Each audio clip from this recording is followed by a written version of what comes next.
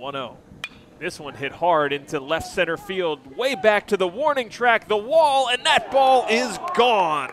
Slouse pounds one over the left center field wall, and Brown goes back in front 7-5. To his liking. That one hit hard into right field, and a diving play unable to be made. The ball drifts away into the corner. Bases are going to clear, and we'll see how far this goes. Stretching out for third, and that is where he will be held up. Chufo, an RBI triple in his first of the season. In fact, the first triple for the Brown Bears lineup. And now Brown's in front 3-0. The offering from Miller. Lined hard into center field. That one's going to fall down for a base hit. A run will score. And the stations move. Chufo scores from third base. Deer up to second. And Delano up the gut for a 2-out RBI single.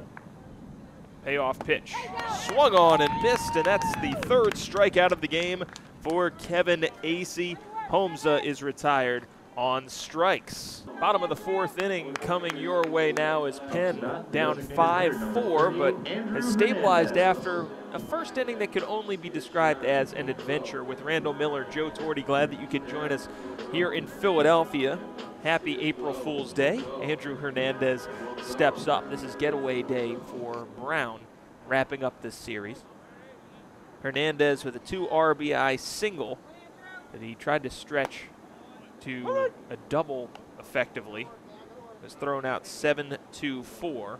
Takes the first strike.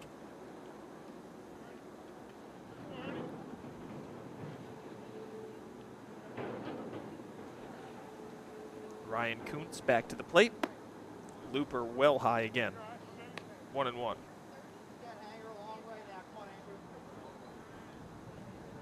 Hernandez, I know before the game, Randall, we were talking, you're really impressed by the job that Hernandez has been able to do this season. Here's the 1-1. Whistles by the catcher.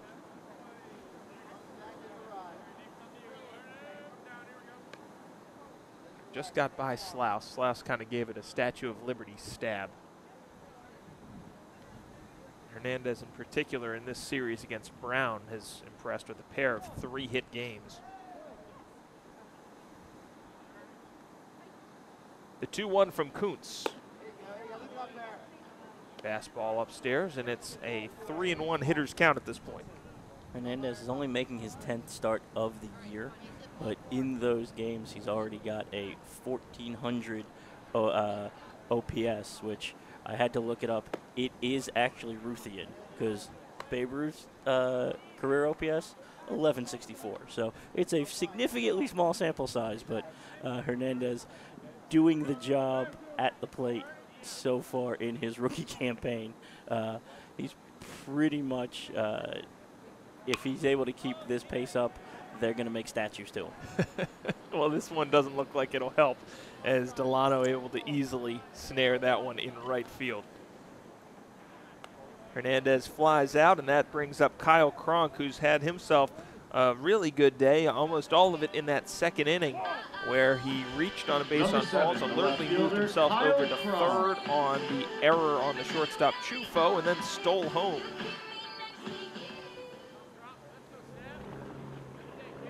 And Kuntz now makes it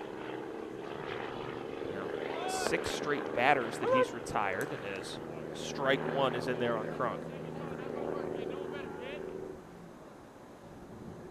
And one of the things we've talked about this Penn offense, they're walking almost 6 times a game, and as of this moment, Kuntz has only given up 1 walk, so he's been around the plate. Penn, as we have seen in the later innings, last couple innings, has started swinging early in the count, which is interesting. Usually Penn will run a deep count, try and get on base. So wondering if it's just a matter of the weather, or if Kuntz is so around the plate that they really want to kind of take hacks at things that they think they can hit well, and they're simply not able to put good metal on it. As we've seen, his high fastball has really either hurt or made people think that they're able to do more with it than they are. You know, so much of it has to do, you can watch it, even on the screen, it's apparent that his release is just a little bit difficult to pick up, even though he delivers from a pretty conventional arm slot. It seems like he's being picked up a little bit late.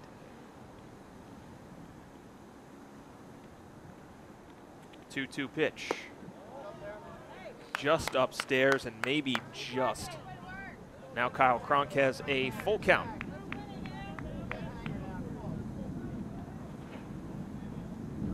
Cronk ironically being the one person who has won in the game so far for Penn. Yeah, we found him. Fouls it back to the screen.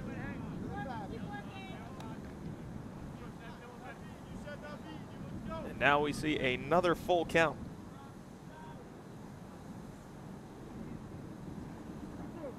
Cronk, the sophomore from Austin, Texas.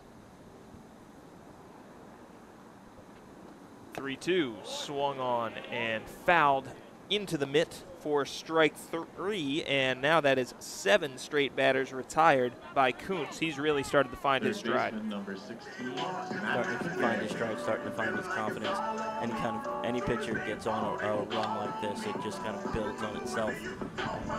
Penn really looking for something to break this up, be it a walk, error, base hit, anything. You want to try and get him out of his rhythm. Now Matt McGay up to the plate. Watches the first one for strike 1. McGay, a strikeout victim earlier in this game. It's the 3rd strikeout for Ryan Kuntz. Here's the pitch. Fouled over the Brown dugout and into the netting. Yeah, that patient approach that's kind of been Penn's calling card. The fact that that has started to slide out the window wouldn't surprise you based on the way that this game has gone. Just everything a little bit different, a little bit odd. Except for Kuntz. Kuntz is saying that things are going just fine. Here's the 0-2. Well upstairs.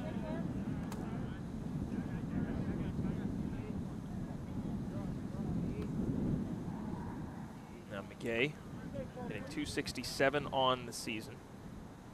Hitting 217 with 2 away.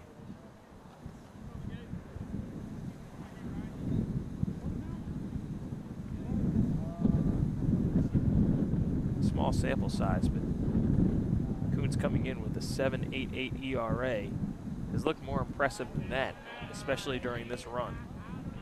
Missed low 2-2.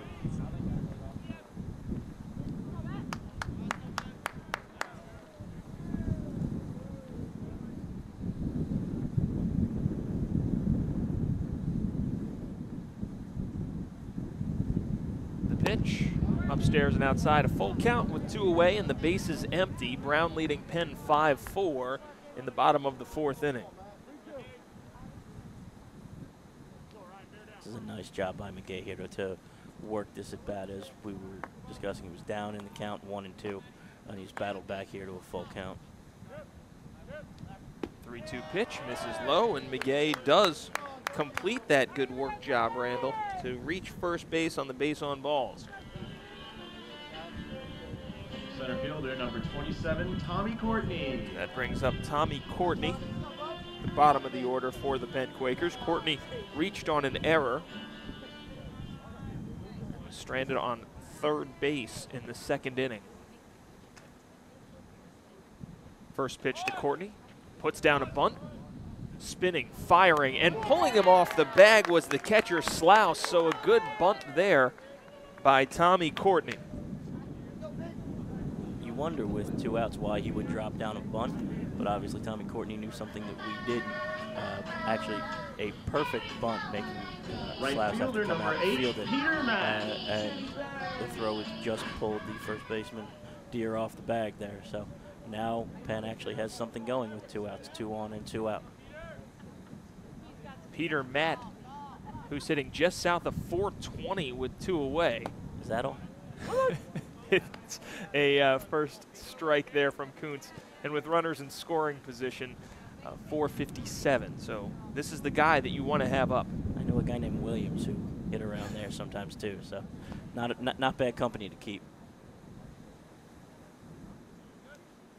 The 0-1 upstairs. And now no sooner had we been singing the praises of Ryan Kuntz than we saw that 7-batter streak snapped, and now there's 2 aboard with 2 away and a 1-1 count. And of all, there really isn't a sure out in the Penn lineup, but you certainly don't want to be facing 1, 2, and 3 even with 2 outs. Time called for.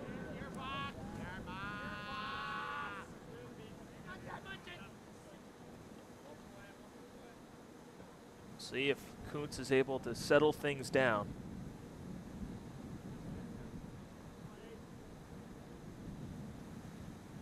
Brown clinging to that 5-4 lead. Now time called again. Both sides kind of detecting that this is a big moment in this game. Kuntz delivers.